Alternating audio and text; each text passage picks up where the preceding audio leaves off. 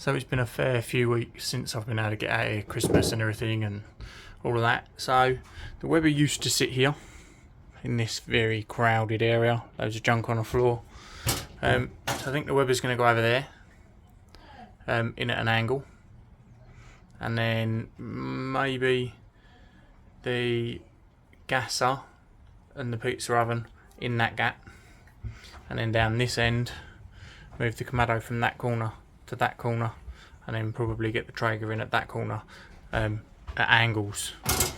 And then what I've also built, if I can get far enough back, is we've got a working island in the middle, an area that you would walk around once the fridge and everything's moved. Fridge is where I don't know where it's going to go, but this is going to be my presenting area. So just built it out of chipboard to begin with, but I'm going to get a proper worktop to go on top of there once I know how much worktop I'm going to need. But it's all just kind of a work in progress. Put it in some places, live with it for a little while, don't nail anything down, and then work things out again from there. So it's now been another few weeks and the island is gone, mainly because where we wanted to fit the Traeger in here, as you see, more and more junk. We're just moving stuff around till we get the storage sorted. The Traeger wouldn't fit in this gap, so we reshuffled around again and again and again, and in the end we've come up with Kamado angled in the corner, Traeger next to it, a fridge with that island unit on top, with the uni on top of that, then the gasser so that they can both use the same gas bottle, and then down that far end is the Weber. So what we have still got is, let's come down here and show you, the Weber is still built up off the floor, so there's a bit of boxing. Let's move this out of the way. There you go, you can see that better now. So there's a bit of boxing there, and same with the Kamado behind where the drill box is. They are built up off the floor. I haven't done it for the Traeger yet. The gasser is already a bit taller, but it does need to come up just ever so slightly, because where I'm 6'1" and a bit, I like to be working at a better height. But back to the working station. So the island wouldn't fit because we needed to put bits along this back wall. So we needed to look at worktops. Worktops are generally 60 centimetres, and 60 centimetres wasn't going to fit. So these are 30 centimetres, and this is from Bargain Corner at IKEA. So that entire length, which is 2.4, that cost me 16 quid. Where if I was to get bespoke worktops made, it was going to cost me hundreds and hundreds and hundreds. So the wife had a great idea of going and having a look over there. So we've got that, and down here we've also got some other pieces, same sort of depth. I think these are actually 31, but 3 pieces of those will make the same length as this. So this is a really now nice long worktop space with enough area in between, and we're going to be able to put storage underneath. We're trying to make it as sturdy as possible, because this is where we're going to be doing all our prep for videos and things like that.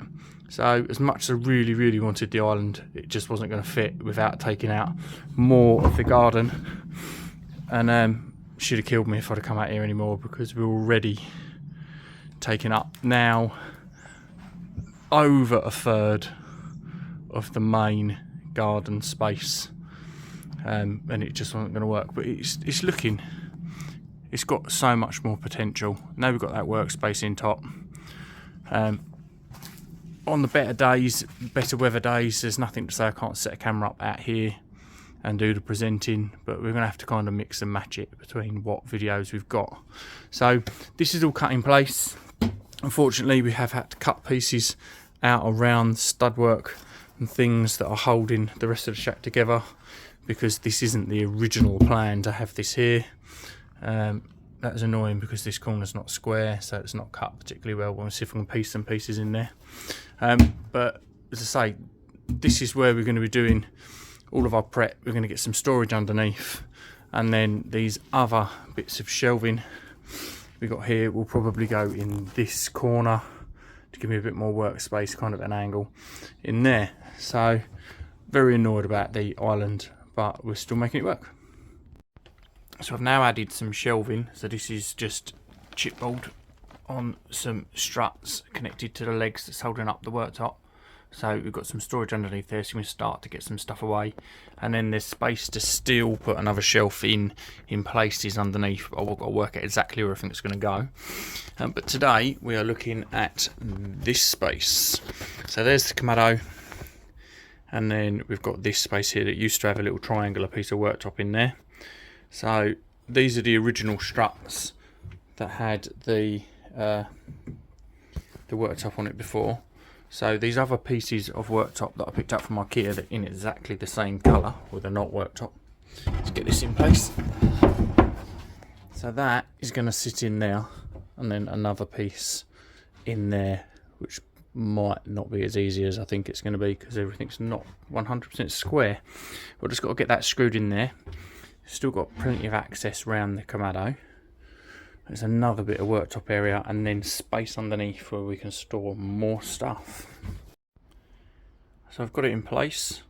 It's made out of two pieces, with that first piece that I kind of showed you in the video clip a minute ago, and then we've got another piece next to it with a join. It's up nice and tight, and it's cutting quite square along the back.